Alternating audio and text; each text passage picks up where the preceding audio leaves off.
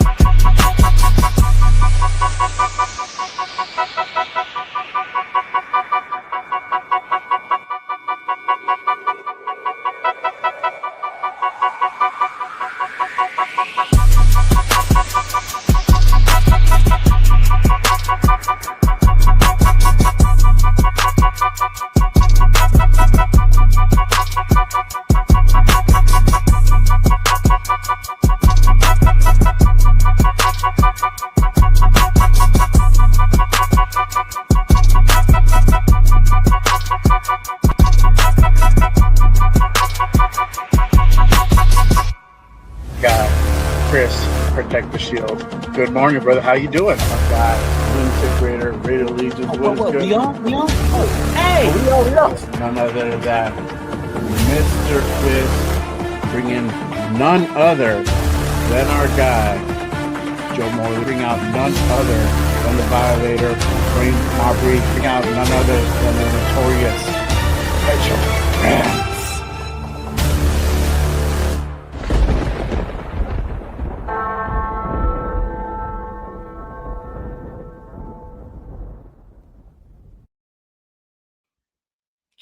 Yo, what is good, Raider Nation? It's your boy Jay Raider back with another episode of Good Morning Raiders, Appreciate everyone in the building, everyone pulling up. Salute to everybody. If you guys haven't done so, make sure you guys go ahead and check in, hit that subscribe button, click those thumbs for your boy.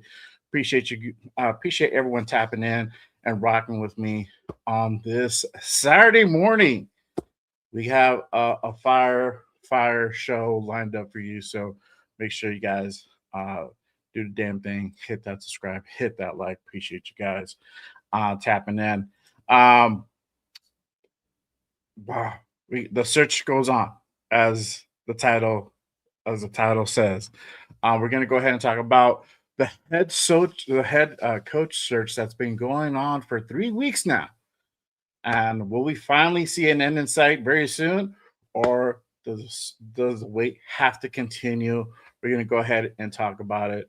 But before we do, you already know we need to go ahead and do this thing right. Let me go ahead and acknowledge everybody in the building. Real quick, shout out to my guy Jack Ken in the building. Salute, my guy. Appreciate you pulling up. Salute, salute. Salute to on six in the building. What is good? What is good? Appreciate you, my guy. Raider Paul in the building already with the. Hold on, dog. Got to do this thing right. Yes, sir. Yes, sir. Appreciate you pulling up, my guy. Let's see here. And shout out to Raider for Life in the building. Salute, salute. Casanova, Walt in the building. Salute, my guy. My guy, Predator in the building. What it do, my guy? Appreciate you tapping in. On six already. Appreciate you, my guy. Happy when your anniversary nightmares. Salute, my guy. Appreciate you pulling up. All right. Before I go any further, let me go ahead and bring out the man of the hour, my guest for today. This is my brother from down under. He was just out here in the States, experiencing Raider Nation, experiencing what we have to offer here, puts on fire content with my guy on six and a couple other cats as well. But let me go ahead and bring out my guy, none other than Afakasi Raider in the building. What is good, my guy? Appreciate you pulling up this morning. I know you're a little bit under the weather, man, but again, appreciate you tapping in. Thanks for having me, dude. I'm sorry, man. I'm not feeling too great. I'm gonna be honest. The sickness is getting worse, and it gets worse before it gets better. But I'm here. Let's do this. And shout out to everybody in the chat. I see you all. Raider Love, check on six. Who else is in here? Raider for Life, Predator, Raider Paul, Yes, sir. and Walt. So. Yeah. Yes, sir. Yes, sir, man. Hey, man. I appreciate you. You're fighting the sickness, but hey, man. Nonetheless, I appreciate you pulling up and rocking with me on this Saturday morning here in the States. So, Jerry. But let's go ahead and kick this thing off. The head coach search continues. Again, we're third week of this head coach search, and I don't know. Are we going to see an end in sight soon, or are we going to have to go ahead and wait a little bit longer to find out who's going to be the next head coach of the Las Vegas Raiders? Really quick, let me go ahead and pull up the candidates currently off the board, and as you guys see here, Excuse me, chap. You're good. You're good. 5 vacancies still remain: the Steelers, Bills, Cardinals, Browns, and us. The notable hires: the Titans hire Robert Saleh, Giants hire John Harbaugh, Dolphins Jeff Hadley, and then Falcons hire Kevin Stefanski, and then the latest hire, the Ravens hired Jesse Minter for their head coach position, which was a little bit of shocker out for Raider Nation. There were some people that were kind of high on Jesse Minter. Definitely a hot prospect coming up. He was on my list. He wasn't top of my list, but he was pretty up there. What do you think so far about the hires? Um, who's your guy? Um, but what do you think about the hires so far that's been going on across the league? Um,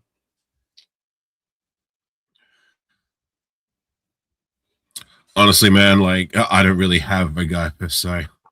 Um, I just want them to get their guy, not mm, whoever they settle for. yeah, Kind of like last season, you know what I mean? And like I like that they're doing their due diligence, but we can't wait too long because a lot of these guys are starting to go real quickly. And I'm sure mhm, that they're trying to do their best they can and doing their due diligence, but I'm just gonna wait and see, and whoever it is, I'm just gonna rock with it. Give them a chance, just like every other coach that's come through the door. Give them a right, chance to yeah, see what they do, and hopefully it works out this time, right? yeah, for sure. So let's go ahead and talk about as far as who's the notables still on the table. Um, as you see, we got Mike LaFleur still available. We got Clint Kubiak, another one that is available as well. Um, and probably would be probably one that would be very favorable as well throughout Raider Nation. Um, Davis Webb, another one that's still available. Um, and then we got Joe Brady. Joe Brady's still available as well. He hasn't been officially hired anywhere or any offers, but the consensus is that he might take that job. He might stay in house and take that job in Buffalo. We'll see what happens there. And then as well, Mike McDaniel's is also tech. Yeah. Is he really available? I don't know. He just took the offensive coordinator position for the Chargers the other day, earlier this week. But, could he be available to go ahead and possibly come in as a head coach, for it being plan B or C for the Raiders if it doesn't work out? What are your thoughts as far as the candidates that I just mentioned here? Anybody that sticks out, or who do you think would possibly be the next head coach for the Raiders?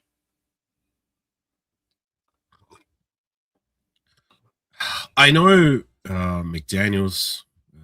What's McDaniel's first name? Mike McDaniels. Mike. That's it.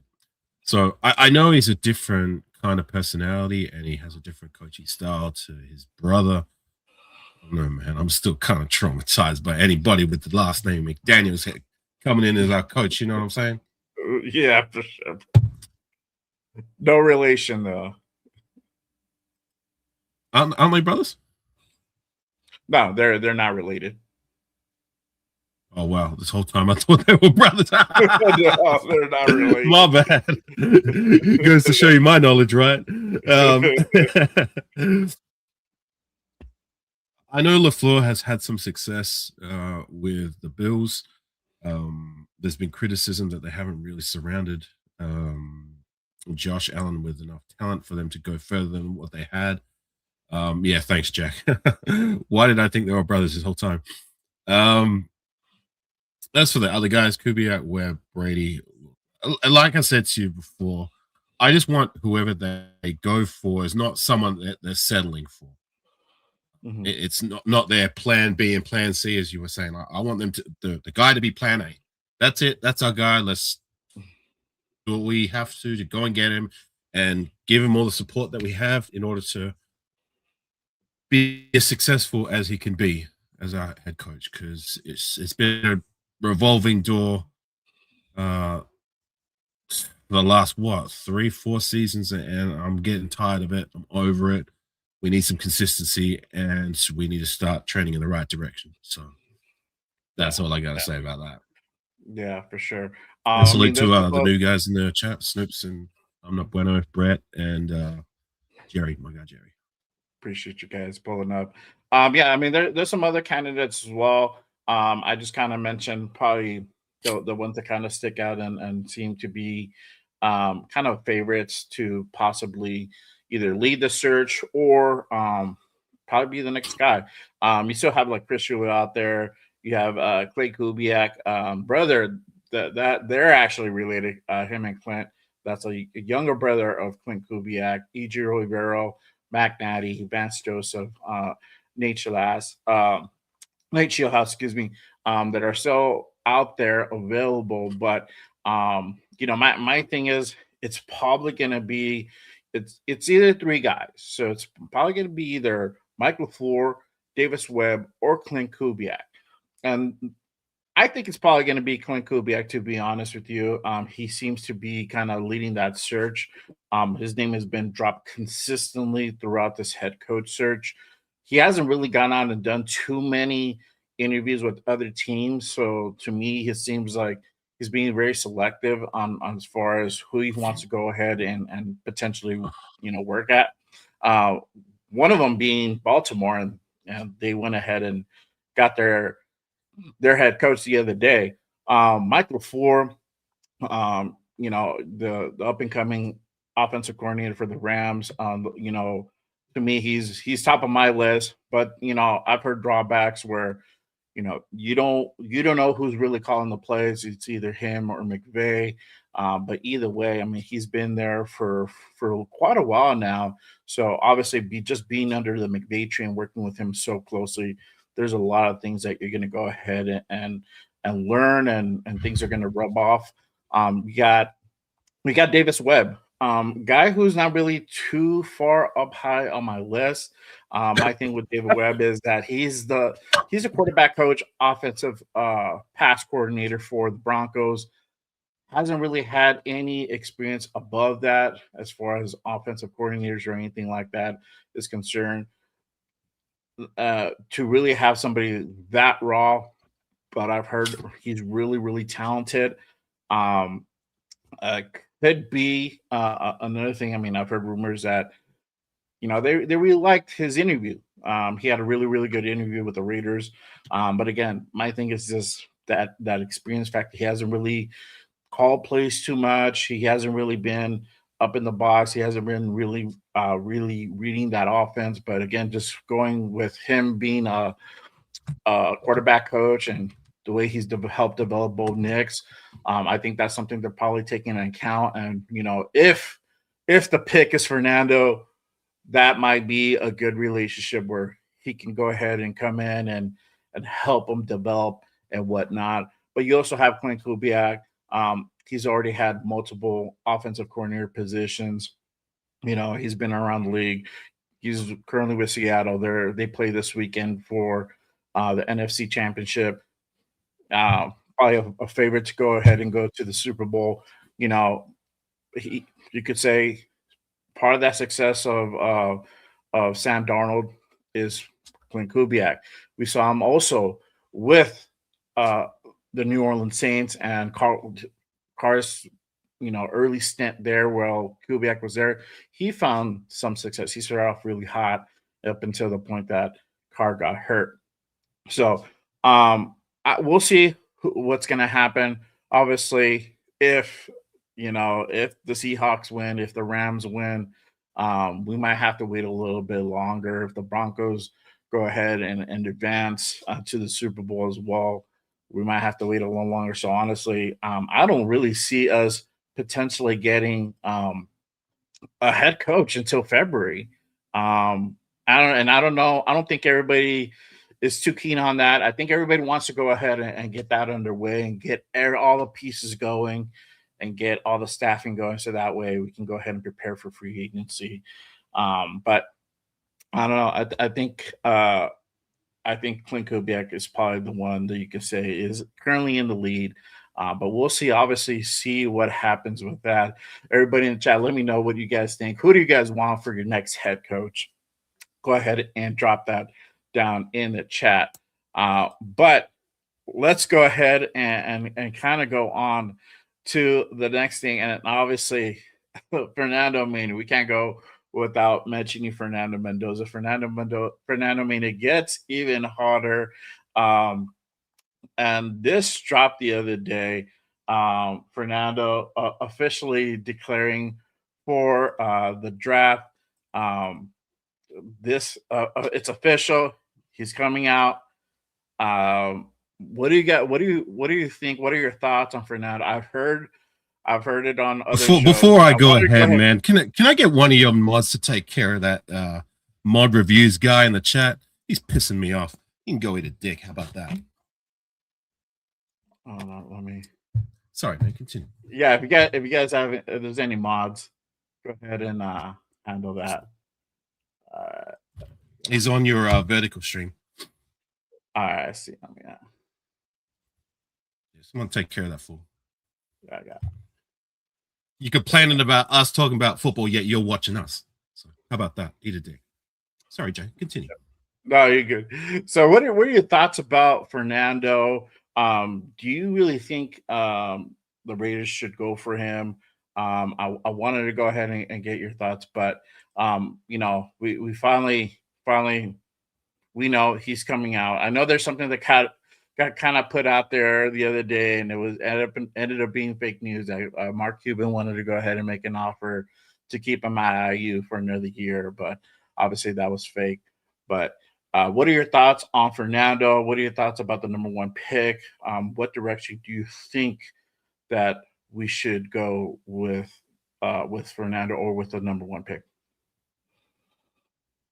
Man, I am so pro taking Fernando Mendoza.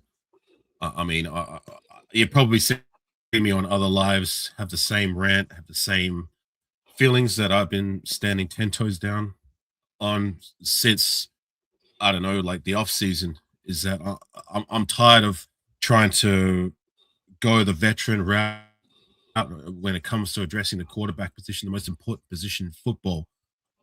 We have the number one draft pick, and granted, we have a lot of holes in our roster, but we can't afford to get cute anymore when it comes to the draft. I mean, here's the consensus top pick in the draft. It's a position of need. The guy, to me, I'm not a technical X's and O's kind of guy, but I know what my eyes see when I watch him play. He's a gamer. He's a baller. He's a closer. He's a finisher. He's a winner. You know what I'm saying? And that's what I want at the QB position. And for me, it's simple. We have to take it. We have to take the chance. I'm tired of waiting. I'm not waiting anymore. I don't want to do no trades. I don't want to take no other positions. Just take the shot. If it works out, we won't be picking even close to the number one spot for at least another decade. You know what I'm saying?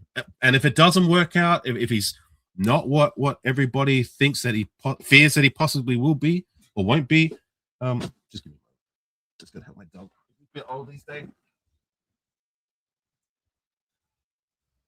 Sorry about that. Okay. If it doesn't work out, it doesn't work out. At least we tried. That's all I've been saying this whole time. Like, I want to try something we haven't tried the last decade now. Every other team seems to find their quarterback in the first round. So why can't we? And you're never gonna make the shots you don't take. So I'm so pro Mendoza. Let's just get our guy and get behind him.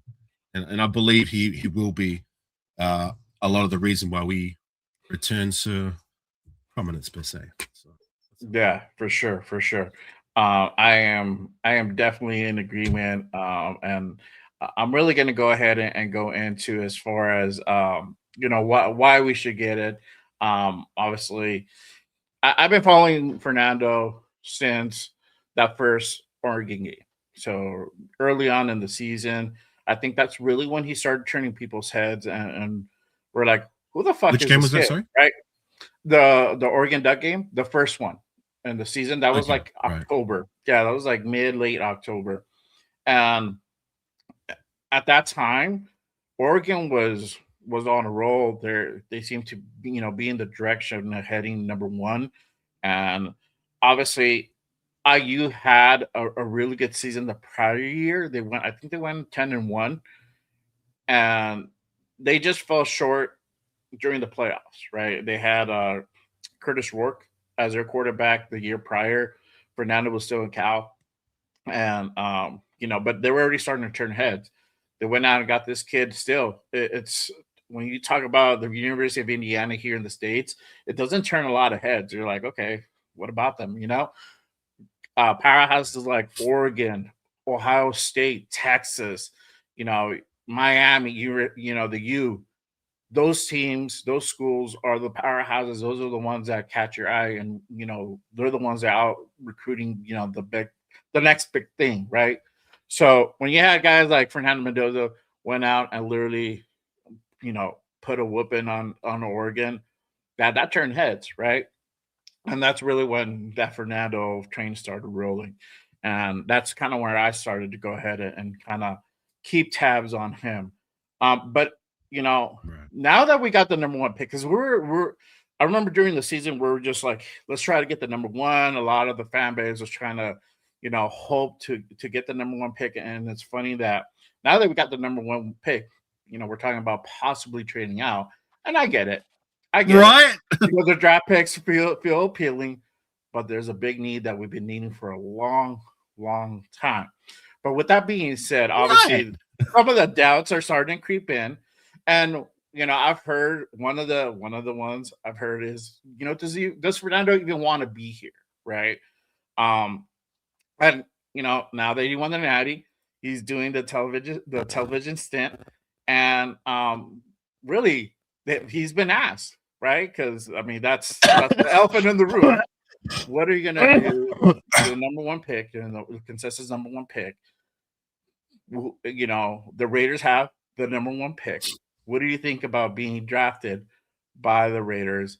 And this is kind of what Fernando had to say in regards to that when he was asked about possibly being drafted by the Raiders. You're going to be the number one pick in the draft, most likely. We'll see. Oh, you will. You will. Have you given thought to where you want to play? I'd be blessed to play anywhere. I'd be blessed to play anywhere. And the number one pick is a great blessing, but any pick is a fantastic blessing. You only need one team to believe in you. And so whatever team believes on me, I'm going to give them my most. Well, I got a friend named Carson Daly, who's a huge Las Vegas Raiders fan. How you doing? Good to How see you doing? Good to see you. Listen, on behalf of Las Vegas, I just want to say, should you end up with us, I'm sorry. No! But listen, if you can win more than 3 games, you're a hero.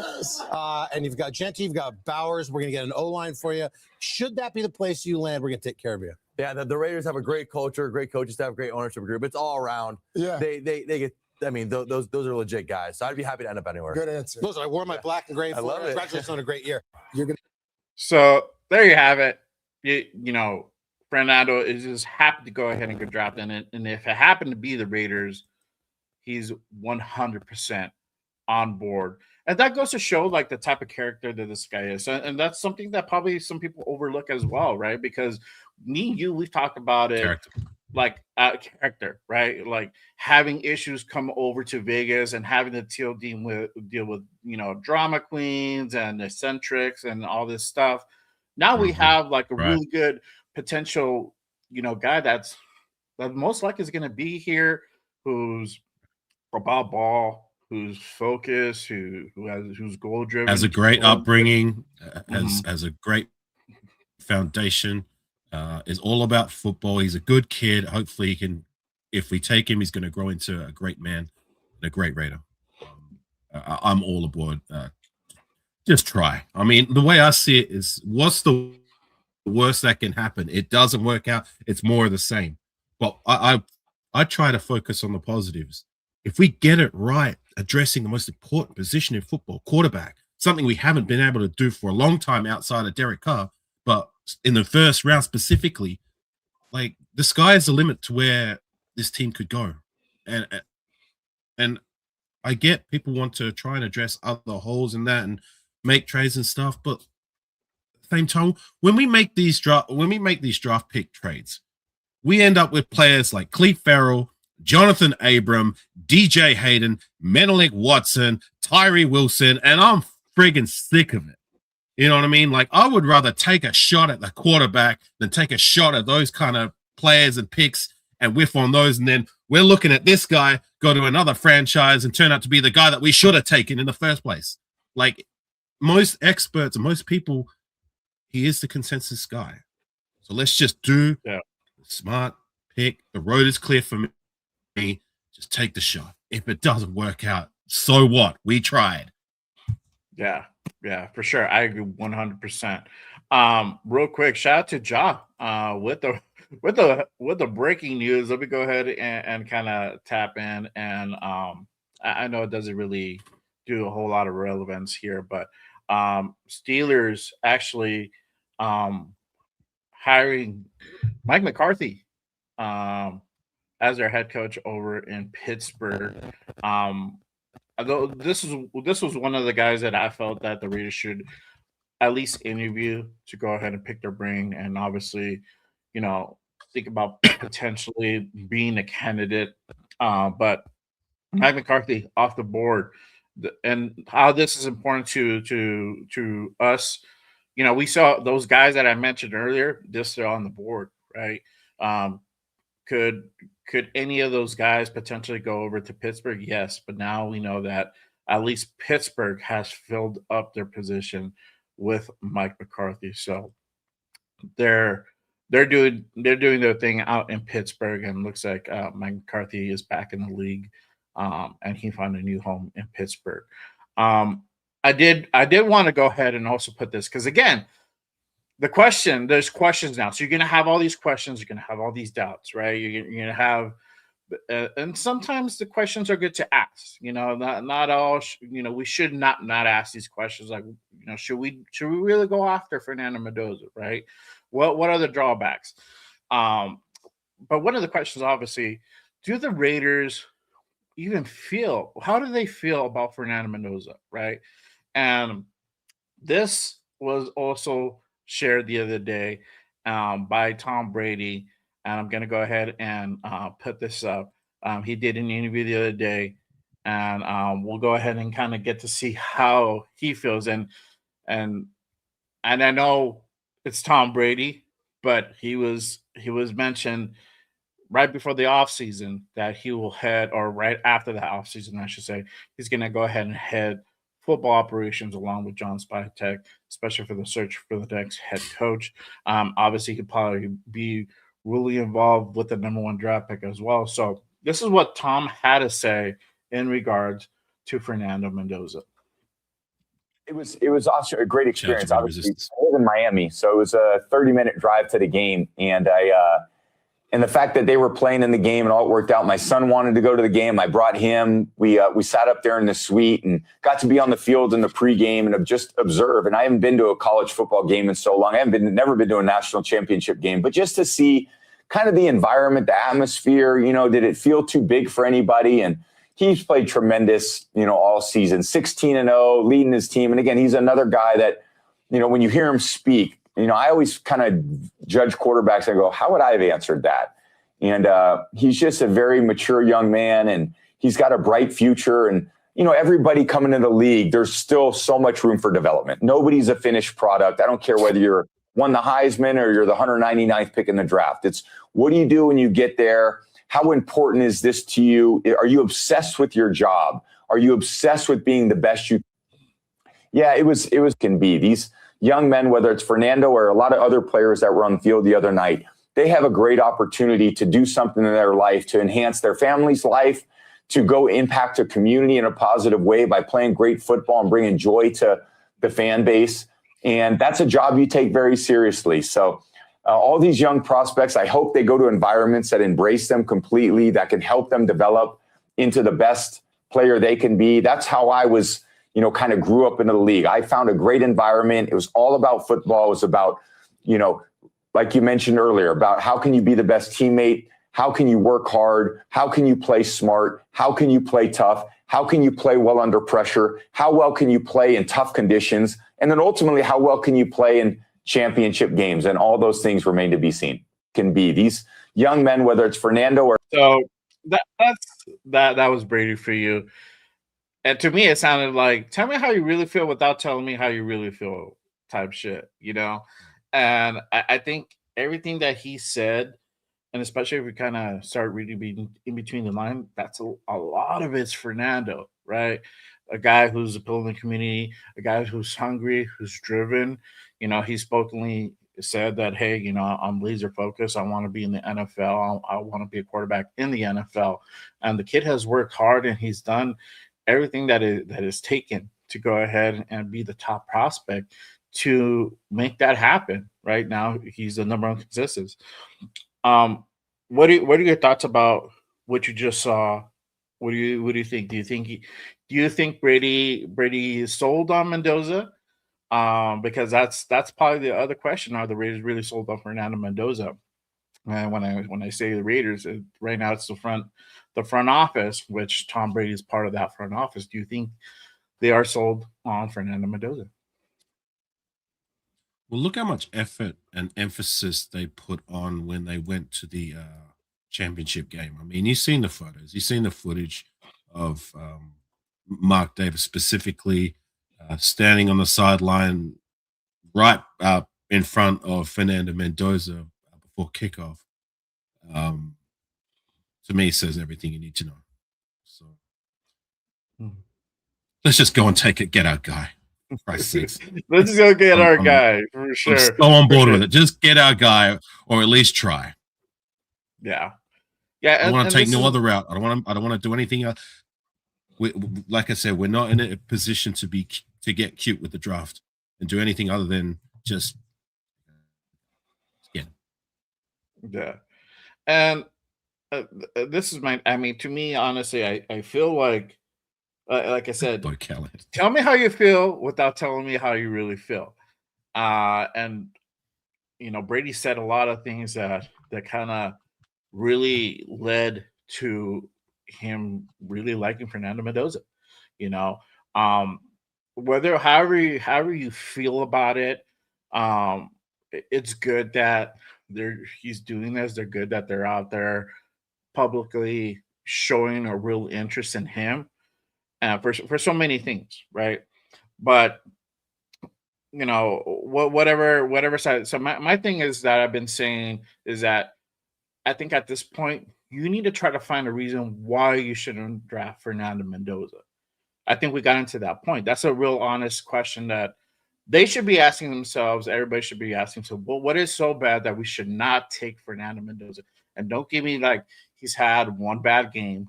Don't tell me that, he didn't do this on this game. He didn't execute this pass, yada, yada, yada. On paper, he looks great. On the field, he looks great. You see, if you really started looking at footage from the Cow days, you see that progression. I mean, he almost beat Miami last year with a less talented team in Cal. Literally lost by 1 point. And I mean that goes to show a big prospect. So and he was putting on a show that day too.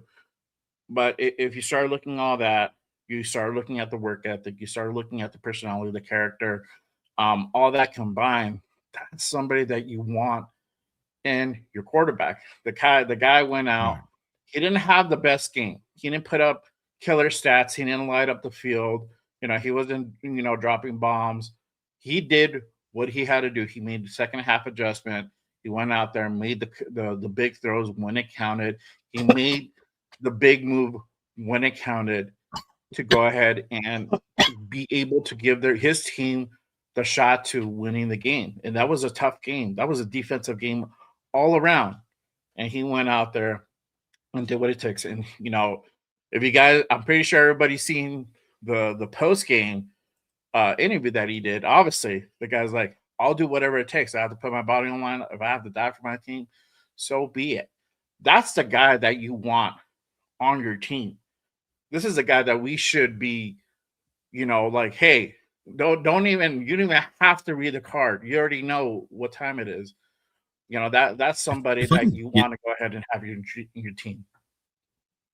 Get in there for a second. Like, when is the last time that we've had a quarterback who's willed his way to making a play or a score the way he did on that play in the championship game? When? Not since what? Derek Carr's best days? You know what I'm saying? Like, can you imagine when the game's on the line and we get a play like that out of our quarterback? You know what I'm saying? Like, I don't know. That would just make me feel so happy and fill me with so much belief that we can do some things. And I'm tired of having the opposite when it comes to the quarterback position. I'm just so done with it. He's a good kid on and off the field. He has a great foundation. He's smart. He's a great character. He's a leader. What my eyes see when I see him on the field, like he's got an arm, he can throw, he can even scramble when he needs to. So that's what I want. That's my guy. And I'm not going to deviate from that and until the wheels fall off. Right, for sure.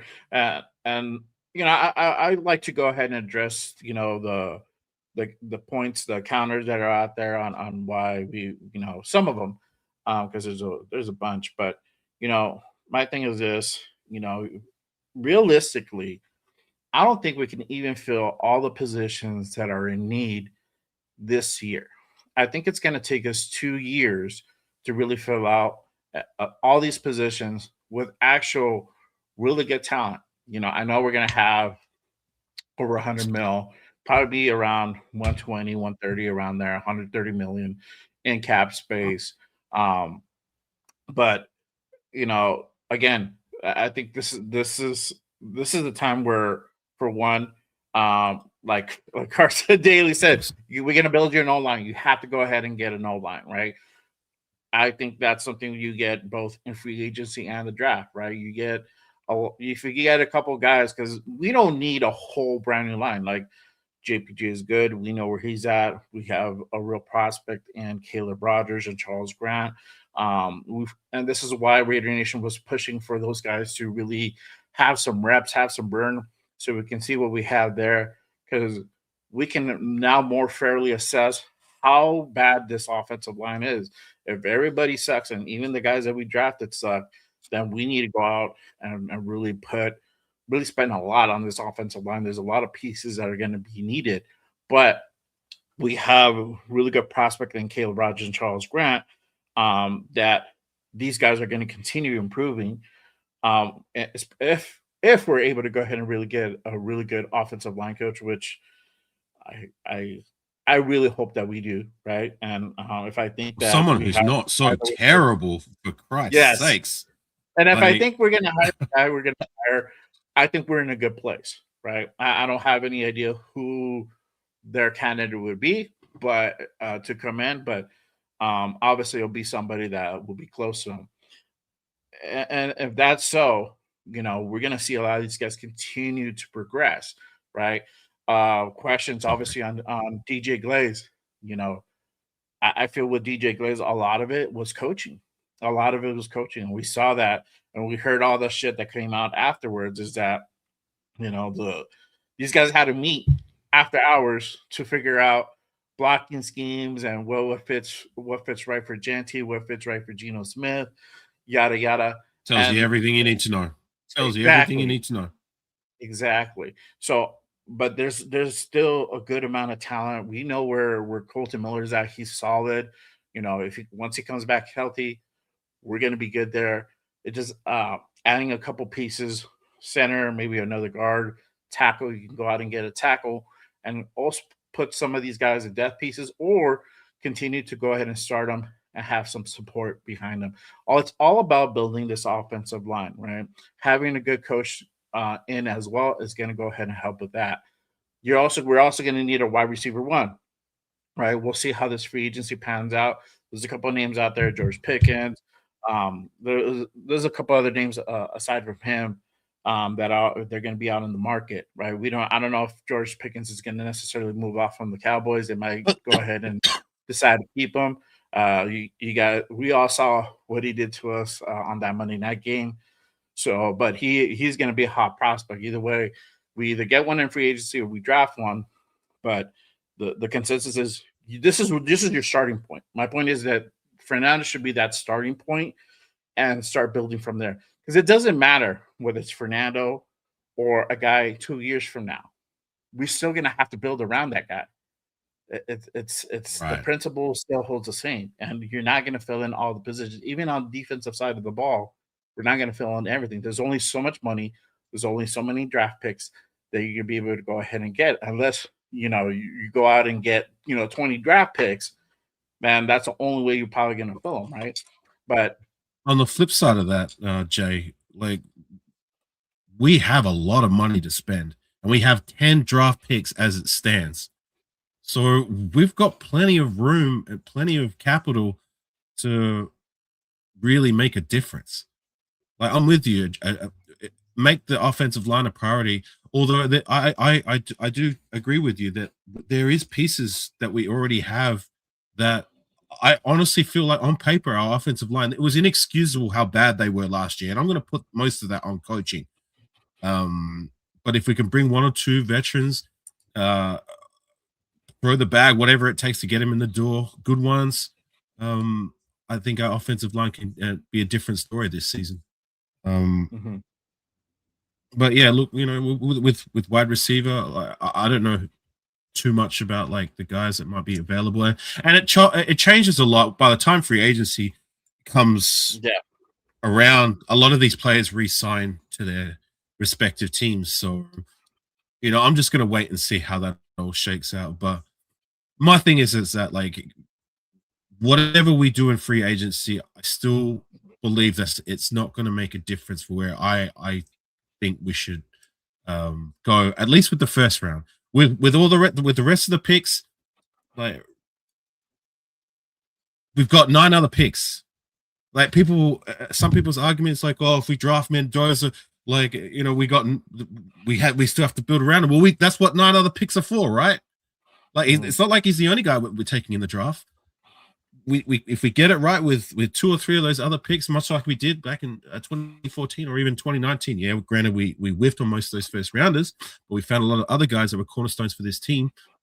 Then we can really shake things up. But it's nothing and nobody's going to change my mind from taking and addressing the quarterback position and taking Mendoza number 1. Yeah. And Jack put this comment up, throwback at Linderbaum. Tyler Linderbaum, which is currently the center for Baltimore. Baltimore didn't exercise their 5th-year option on him, so he's most likely going to go ahead and hit free agency. If we go on spot track, he's already there.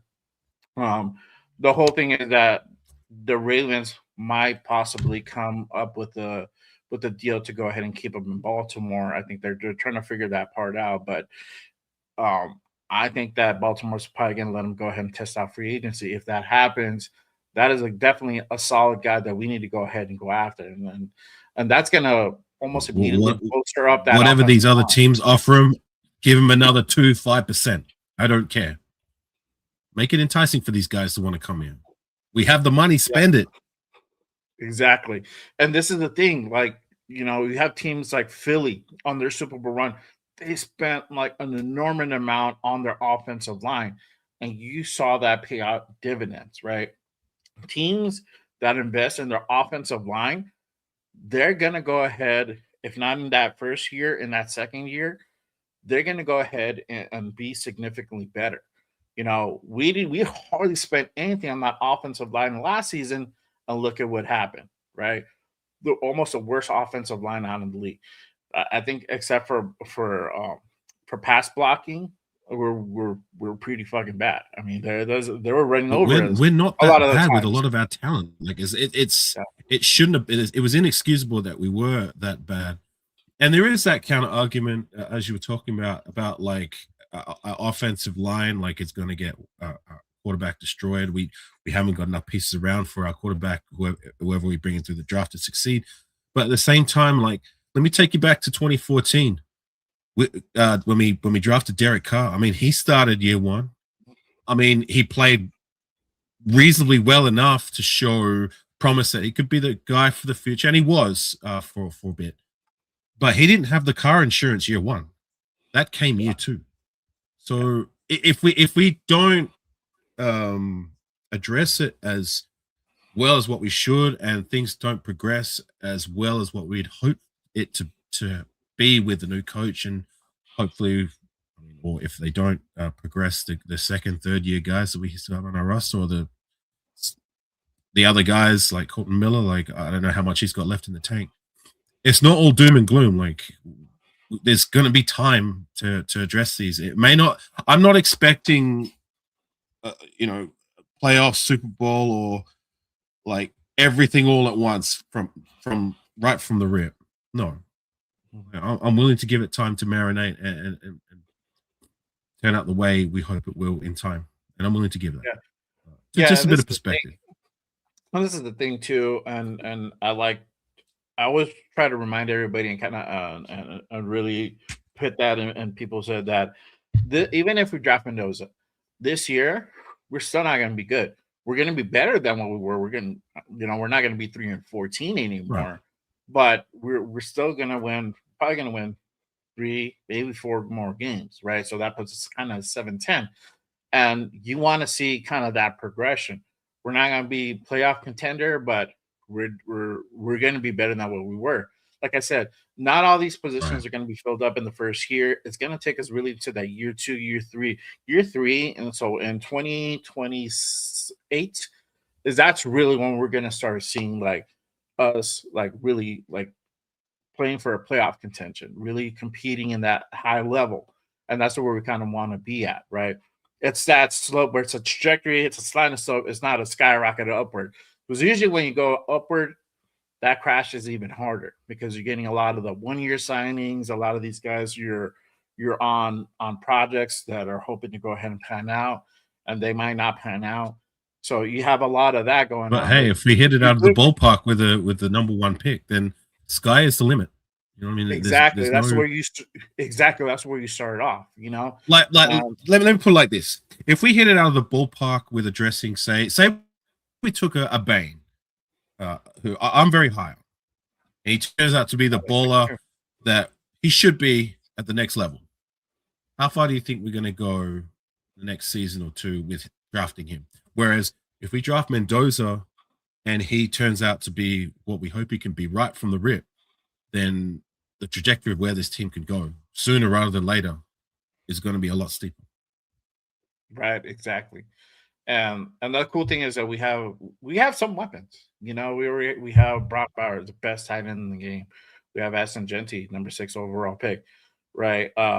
Last year, who was regarded as probably the best prospect running back coming out of college last year, right? So, we and mind you, he had already accolades having this type of offensive line, a really bad offensive line, and he was able to go ahead and hit over 1,000 scrimmage yards, right?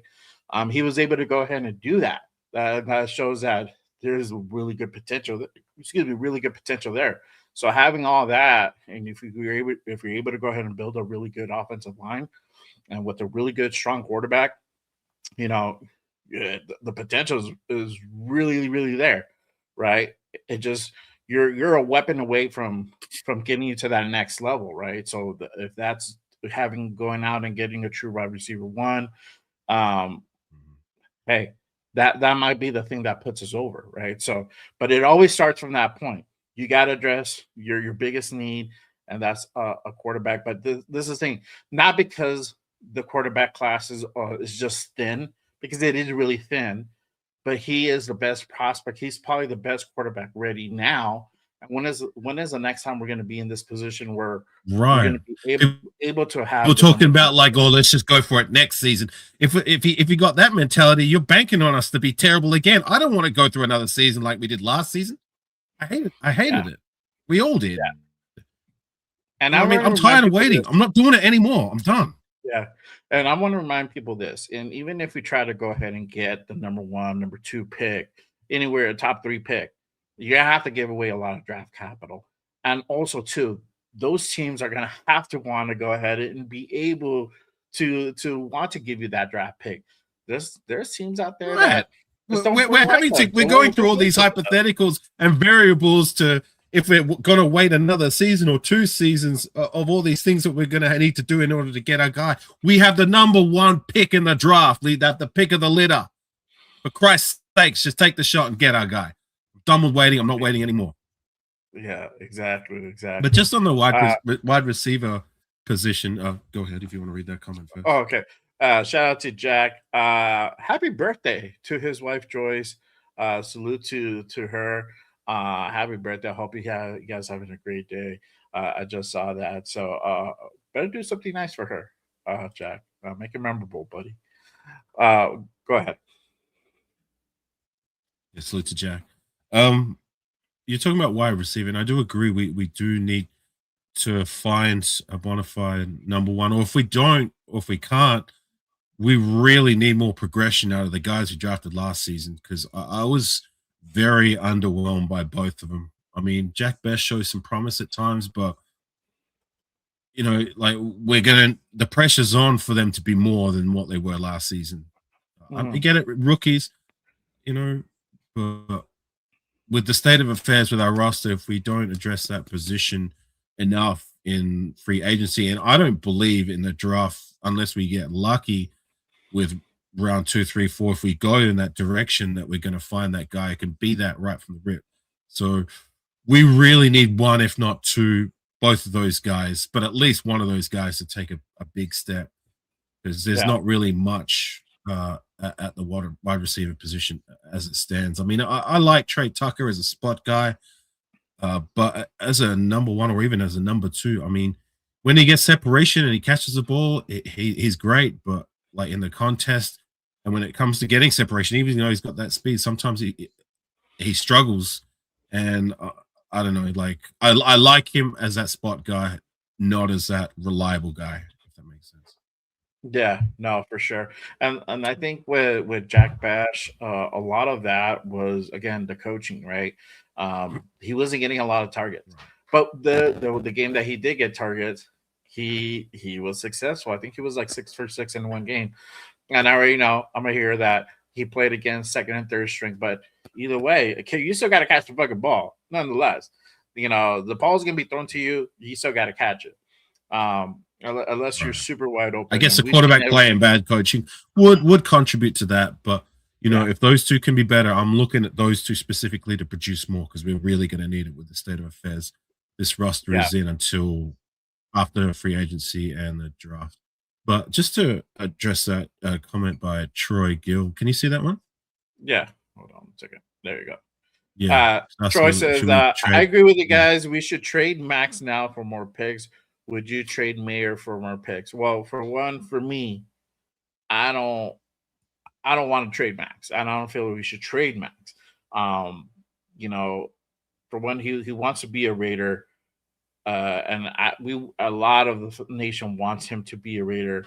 I think he's on the cusp of finally seeing all that dedication, all that loyalty finally come to fruition. But two, I think there's a misperception of how much picks we would get for Max. Remember, he's starting to age. He's already had some injuries. He's already had surgeries, right? I don't think we're going to get as much as people think we're going to get. And two, if I want to remind people, we got a call midway through the season, right before the deadline, from the Cowboys inquiring about Max. Raiders said no. To me, that I don't think that happens. Could they be more open to it? I think they could be more open to it. Obviously, if you have the right scenario where you're getting like three number ones and like a second round pick, then that could probably happen. But I don't think we get at this point probably 2 number ones. We might get a number one and a number 2. It might be that type of scenario. So, me with trading Max, no. Michael Mayer, that could be something that could be on the table again. That's up to. I will leave that up to Spytech and that new head coach, depending. What's he worth though? 12 personnel. What's Mayer worth? Fourth, top fourth best. Fourth, you're dreaming to get. I mean, I'd be. I'd take the shot if someone was offering a fourth, but you'd be lucky to get a 5th or a 6th. I mean, this is a guy who's in the final year of his rookie deal, and while I like a lot of what he does when he does get the ball and his athleticism in that, 700 yards and 3 touchdowns in 3 seasons, that's not exactly, in my personal opinion, even close to what you'd expect from a second round drafted tight end, a guy we traded up for in that year's draft. By the end of year 3, I mean, who's going to offer more than a 5th or a 6th for those kind of numbers when he's on the last year of his rookie contract? Yeah, and I'm spitballing the evaluation, but usually the evaluation is not as much as what you would think. So if you're thinking like third, it's probably going to be more like a fourth. And for Jacoby, I think we got a fourth for Jacoby, and everybody's thinking like, oh, we can try to get a third for him, and see it ended up being a fourth round pick, which is So still we not got a that fourth for bad. Jacoby's with Jacoby and his production. His You see what I'm production was saying? way more. Like, Yeah, we'll be lucky to get a fifth or a sixth for Michael Mayer on the final year of his rookie deal after producing 700 yards and 3 touchdowns in 3 seasons. Yeah, that's Not gonna happen. like if your people are hoping to get something for like Michael Merritt, it has to be paired with somebody else. That's what will be something more realistic. Where, okay, if you trade Max and Michael Mayer, then that's something where you can get maybe like 3 firsts or something around that ballpark.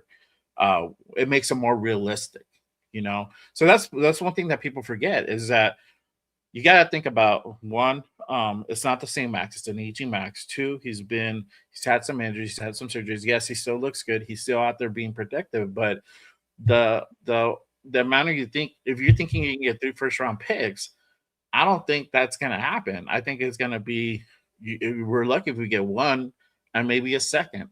I think that'll be really the realistic thing that we would get for Max. And it depends. It's probably going to go to a team like a Cowboys or like Green Bay or like Detroit, somewhere around that, right? And that's going to be a lower number one. So we're talking about somewhere in the 20s for that first round pick, right? And then for your second round, we're talking about somewhere in the 60s. So I think it goes up to late 50s, 60s, somewhere around there for that second round pick. So you're talking about the lower half. It's not as high as people think, and you still, again, you don't know you don't know if that draft pick is going to pan out as well. Everything's a guess here. We don't even know if Fernando's really going to pan out. But looking at the film, looking at everything, we can make that educated guess that it's probably going to work out if you get an offensive line, if you get the right coaching, if you're able to go ahead and really nurture that development. We're going to go ahead and see him really succeed, because we've seen also another teams the opposite, where they're not catered, they're not nurtured. They don't have a system built around them, and we've seen guys like Johnny Manziel. That almost happened to Baker Mayfield. Baker Mayfield had to go ahead and go through 2 teams to get to Tampa to finally see success. But you saw flashes with Baker in Cleveland when they first got him, and it didn't take until Tampa to really take out his full potential. So you got to do it right, you got to do it smart. So this head coach hire is super important. And my thing is this: the brass is going to go with somebody that either they're sold on Mendoza, who has the same way of thinking, or if they're not sold on Mendoza, they're going to go in line with someone with that same mindset. Either way, like I said, the vision has to be aligned, and they're going to pick the next head coach on either of those 2 platforms. Either they're with Mendoza or they're not. And I feel like they're most likely with Mendoza, and I feel it's probably going to be an offensive-minded coach, and that's really what we've been interviewing a lot. A lot of these guys have been offensive-minded coaches, so we'll see what happens. But either way, if you have the number one, you gotta rip the Band-Aid off. You gotta go ahead and do it. Gotta take the No shot. more of this. Just take the shot. You gotta take a shot. Yeah. No more getting cute. We're not in a position to get cute. You know what I'm saying? Like, just try. Take the shot. Get our guy. Yes. And just addressing Angel's comments, there's a lot there that I agree with. Like, I mean, I agree. This could be the most important head coaching hire in Raider history, and could dictate what trajectory our team will start to go. Are we going to remain in the basement, or are we going to finally start to getting back to relevance again? But yeah, like you were asking me before about the coach and who I want, and I'm sorry I couldn't give you more insight into that when it comes to the specific candidates. But I guess that also goes to the show. Like I care, but I don't. Like, just whoever is their guy, just go out and get him and just do better. Just start leading us in the right direction. And I'm tired of this staying in the basement and just going nowhere year in, year out. I'm done with it. I'm sick of having no vision. I'm sick of there not being no real hope for us fans that have gone through the mud for years, decades now, and we're tired of waiting. You know, just give us some hope that we can be better in time. Right, right. And to Raider Paul's comment, you know, it's my thing is I keep telling you that I feel it's gonna be Kubi. I guess I know we have to wait until their playoff run is over. So whether it be over Sunday or whether it's over in 2 weeks, then we have to wait like 3 days after that because there's a cooling off period to make any type of move. If it's Kubiak, if they win the Super Bowl or if they don't win the Super Bowl, we still have to wait that same amount of time, right? But just being on just kind of on the consensus and what's being broadcasted out there, and mind you, there's candidates out there that we can go ahead and make a selection now to go ahead and cinch up that position, but we haven't made those moves yet. So that goes to tell me that the next head coach is probably coaching this weekend. So we have to wait until all that's done to find out who that guy is going to be, whether it's going to be Kubiak, whether it's going to be Davis Webb, whether it's going to be LaFleur, any of those guys. We have to wait, right? We have to wait until their thing is done. Then we can go ahead and make that official, right? We can't even bring these guys into the building until their playoff run is completely done. Then we can go ahead and bring them into the building to go ahead and do a final interview or make an offer or both, and to go ahead and really cinch that up. So, again, a lot of moving pieces, a lot of building blocks. Again, this off season is as advertised. It's really spicy right now. A lot of things happening, and it's funny. We just went through this last year, and having to go through this again really feels like, for me, it really feels like deja vu, bro. It really does, because we were talking about Ashton Genty last year. We're talking about Pete Carroll. Oh, who's going to be? It was going to be Pete. And, we had to go through that awful season. Now we got the number one pick, looking for another head coach. Could it be Kubiak? Could it be Webb? Could it be LaFleur? Or could it be McDaniels? Who knows? And what are we going to do? Am I the only one who thinks when I hear the name LaFleur, I think of is that movie Dodgeball? LaFleur. Yes, LaFleur. Every time I hear that name, that's all. I mean, me too, bro. Me too. That's funny, but we'll see what happens. I'm gonna go ahead and kind of move into my final segment here is meet our guests. So again, we take the last few minutes of the show to go ahead and meet our guest. This week's guest obviously is Afakasi Raider. I know you were here on last time. I don't know if we got to do this, but I like to ask this question: who's on your Raiders Mount Rushmore? It could be players, it could be coaches. I didn't want to stick to just one. So Okay. who do you feel is on your Raiders Mount Rushmore? Are you talking about as a whole, or just during my time? Whole. So whoever you want to put up on that mountain. Okay. All right. Al Davis, John Madden, Tim Brown, and we'll take the next one. God, there's so many great players. I just wish we had more great players of recent times, right? Yeah. God. Charles Woodson. Charles Wood. There you go. That's a good list, man. That's really in terms of my time. Well,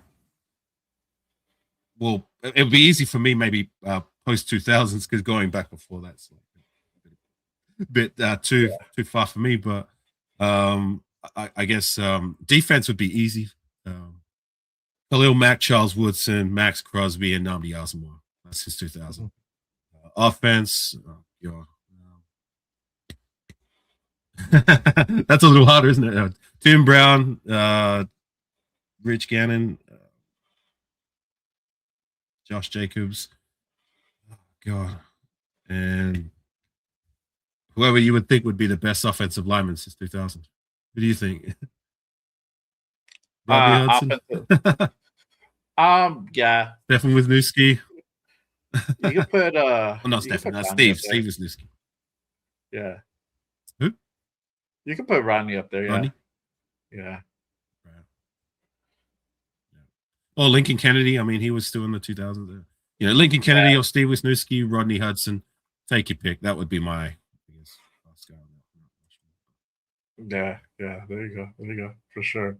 It's kind of fun. I appreciate it. Yeah. I'm like, I try to do a little bit different. But I like to pick because Defense was a little easier for me since 2000, but offense, you kind of have to think about it. Yeah, exactly. So yeah, you could do one for just coaches. You could do one for offense, defense, or however you want to do it. But yeah, to me, I was just like, who's your core group? Who do you want to go ahead and put that up there? Let me kind of go ahead and because obviously it's been a while since you've been here, and we always get new people come in and watching the show.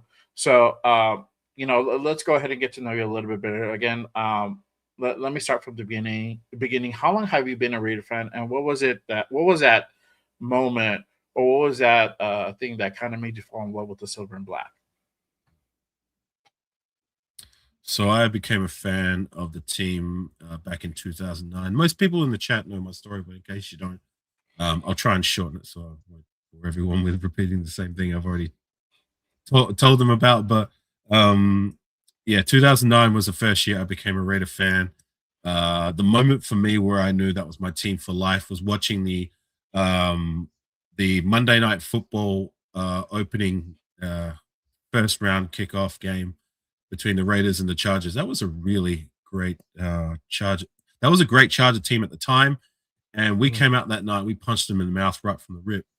And I just remember seeing the rocker scenes of the Coliseum. And that was my moment when just watching the attitude that team was bringing at the time on defense, and just when they were panning around to the crowd and seeing the scenes of the Coliseum.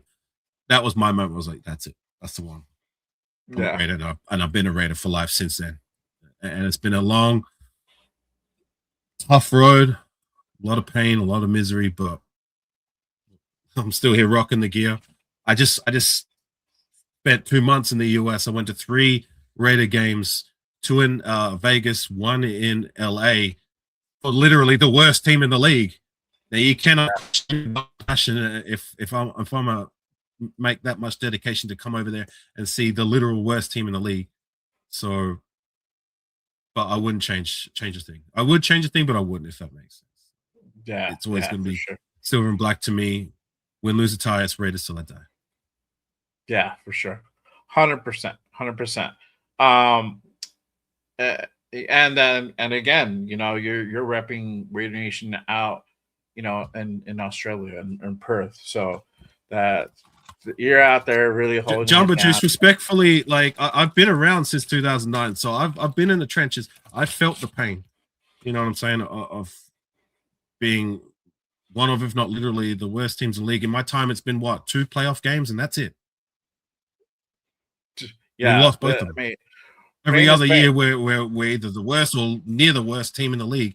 That's all I've come to know. I mean, a lot of the older heads, like, at least you've got the early 2000s. At least you've got maybe some of the 90s where we weren't such a bad team. At least you have the 80s where we were, the team, that team, and the 70s. Like, what have I got? What have I had since I've been a fan? Yeah, not much. Derek Carr, yeah, I agree with that. But like, it's been few and far between the moments that have brought me joy as opposed to the moments that have brought me a lot of pain and misery. But that's what, like, 2 playoff appearances. That's what's going to make the good times that much great when we do start winning. Because a lot of teams, especially where I'm from, they jump on these teams that it's easy to follow these successful teams, these teams that are doing great. You know what I'm saying? Like it takes a real fan to watch a team grow and go through the mud, year in and year out. And I've been doing that since I've been a fan. And when the day comes where we are great again, it's just going to make it that much more. Yeah, I think you probably had it probably the worst because you've only seen like the negative, the hopelessness, where it's just like dog shit year after dog shit year after dog shit year. I've been a fan since like early '90. It was like '91, and Right. we it was just bad, bad, bad. But then you had the early 2000s where we finally started getting better, and we went to the Super Bowl. We lost in the Super Bowl. It was horrible, but You we always say had that, and then going down again, and then it was just a lot of the slippery slope. You had like, oh great, we're good now, and then like now we're dog shit again. Like what happened? So you've only seen that, and I think it's just harder because it's just like all you've seen is just the negative. You never even the seen. '90s, there was some moments. I've gone back and I've been to '90s football during the off season last year, and you had some good, decent teams and had some good results even then. A lot better than it had been from that period of 2004, 2005 to my time as a fan, when it's just been misery after misery with small few moments, few seasons in between where it looked like we had some hope or it looked like we were doing some things, but just like everything else Raider related, just seems to turn out into mush. I'm just tired. Yeah, for sure. Let me ask you about as far as you as covering the Raiders, doing your content, what really got you into that, and uh, what should everybody kind of be looking out for? But what really got you into that journey of really covering the Raiders, doing a show, being on YouTube? Well, here in Australia, like I'm pretty much alone out here with being passionate about the Raiders, and like I really had nobody to like convene with or talk to, or like-minded people who feel the way I feel about Raider football. So that this was my kind of inlet to be able to do so. And I tried to cater to like I try to find Australian Raider fans. There's not that many, but there's a small group of them, and I found maybe one or two guys, maybe three, that like are still friends of mine to this day. But it's really the Americans that kind of embraced me and treated me as one of your own, and Yeah. that also translated to when I came to America. Like I didn't feel any moments of awkwardness. I didn't feel like I was an outsider. Like I was welcome with open arms, and that's something I will cherish forever. So Yeah, yeah, for sure. Yeah, you're definitely you're part of the nation, brother. I mean, you're holding it down all the way over there, literally solo, which is I think it's awesome, and hopefully this can inspire to have more people start watching the NFL over there, and hopefully start getting more Raider fans. But yeah, man, I know you were out here. Sorry that I missed you, that we couldn't link up. Hopefully, eventually, hopefully that happens and we can go ahead and link up. I know you were able to go ahead and link up with Leo and Dove. Shout out to Dove. You guys had a great a great segment you guys did together. So yeah, I appreciate that, Dub. I appreciate everybody that I came to meet along the way. I mean, Raider Loves in the chat feed. I got to meet her. And there's a few others that I got to meet along the way. Shout out to my LA guys and everybody that I met in Vegas. Like there's not one bad experience I had when it came to meeting anybody uh, through on the Raider side of things during my time in the States. It's all been on the positive, and that's something that we can all, I guess, at least appreciate, is that the fan base. I mean, it's like even though the team's not doing too great on the field, like it's always going to be a good time with our community. So Yeah, for sure. Let everybody know if you know what you have going on, they can find you, all that good stuff. shout out to you, Paul. Look, I've just got back from the States, so I'm still trying to find my feet at home, but I will start getting active again soon. My channel's been a little dormant of late, like because I was focused on working as well as I was in the States for the last 2 months. And when I was there, I could have maybe brought my laptop and tried to focus on the content side of things, but I was too busy focusing on just living life. Sometimes you just got to put the phone down and just enjoy the moments, you know what I mean, that you will take to your grave. And that's what I did. So I didn't do any content while I was out there. I may have appeared on 1 or 2 lives, but now that I'm back, you can find me on my channel, Afakasi Raider. Yeah, I do YouTube. You got me on IG. I don't really post too much on IG more, so just use that to like communicate with my friends and brothers and sisters that I've come to know through YouTube or people that I met in the States. So yeah, that's what I got going on. So I appreciate you, Ajay. Yeah, for sure. Hey, thank you for pulling up. So make sure you guys go ahead and give my guy Afakasi a subscribe. If you don't, if you're not subscribed already, make sure you guys go ahead and head on over. I have the link to his show pinned down below. Make sure you guys go ahead and head on over, hit that subscribe, hit that like to his and channel. People on my sure. side of the fence, please pay the favor for Jay. If you just type in YouTube, just Raiders Baby. Yeah, just Raiders Baby, and I'll pop up. Yeah, for sure. There you go. Sure. And salute to everybody. I see you all. Brett, yeah, we'll be back on the Tecmo soon. That's always a lot of fun with my guy, Raider Critique. And it seems to get quite a bit of viewership. So we will be getting back to that when we get it. Yeah, I popped in a couple of times. It's been pretty dope. Sure. It's good fun. I mean, yes. You know, it's a nice breakaway from the from the Raider football side of things. I mean, it's still Raider football in the game, but it provides something different. But salute to you, salute to everyone in the chat. King Alexander, Raider Paul, Brett, Lecky, Raider Love, Rosetown, Jumbo Juice, Raider Paul, I'm Not Bueno, Alfredo, my 2 cents. I can't scroll too far up because I don't want to take too much of Jay's time. I'm Not Bueno. I see you, King Alexander. So, yeah, I appreciate you all. Lecky, appreciate everyone rocking with us on this Saturday morning. Again, if you guys haven't done so, make sure you guys hit that like and subscribe on all the channels. And again, I have Afakasi's link pinned down in my description. Make sure you guys hit that subscribe. But other than that, that is our time for today. I'll be back soon with another Good Morning Raiders episode.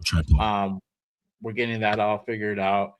I'll be back Monday with the Raiders Unfiltered. We'll go ahead and continue discussing the head coach search and any developing news that happens from now till then. Obviously, the AFC and NFC championship games are tomorrow. So we'll find out tomorrow who's going to Super Bowl. And can I just address one comment? I'm Not Bueno's comment. I think Modelo flows through my beer lines.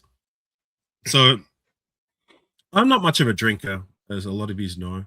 I mean, I drink now and then, but my first foray into Modelo when I was drinking at the tailgates, my God, that beer is amazing. It's my favorite beer, and it's not even close. I love that shit. Bro. So, hold on. Right. It's fantastic. Especial or Negra? The Especial, the white label or the black label one? Because there's two. Oh, I think it was more the white label. Like, I don't know, whatever you see. Like, if you see a lot of my photos, I'm holding a can of Modelo. Yeah. So.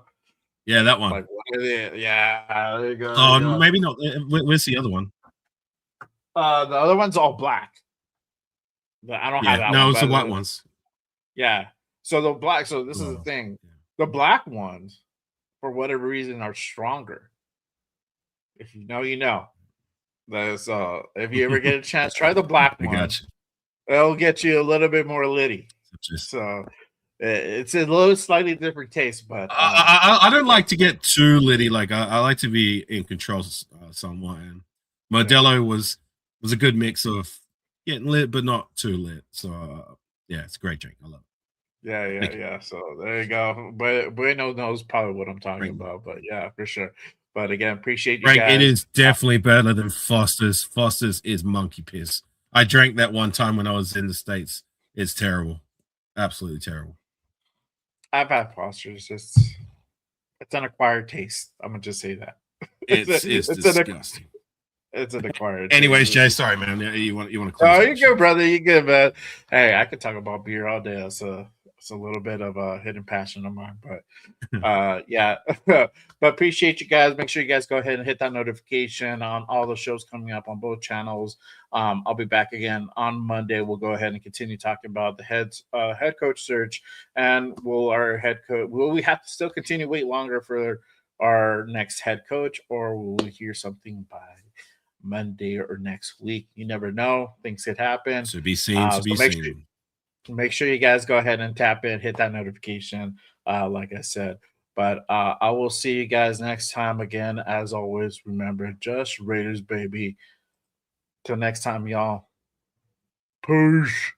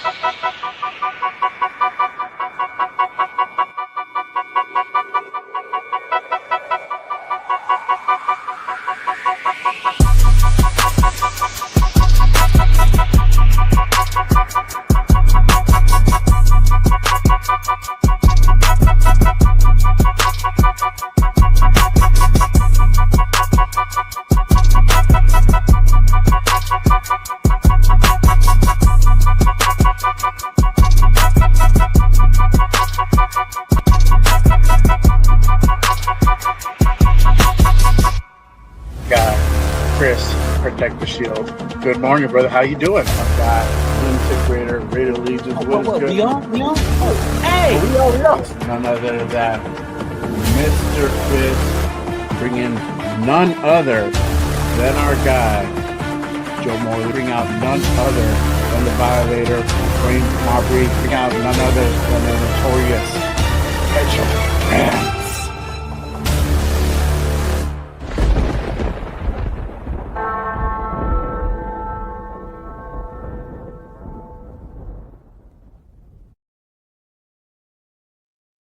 Hey, real quick, shout out to Jeff, gifting 5 Just Raider memberships to the masses. Appreciate you, my guy.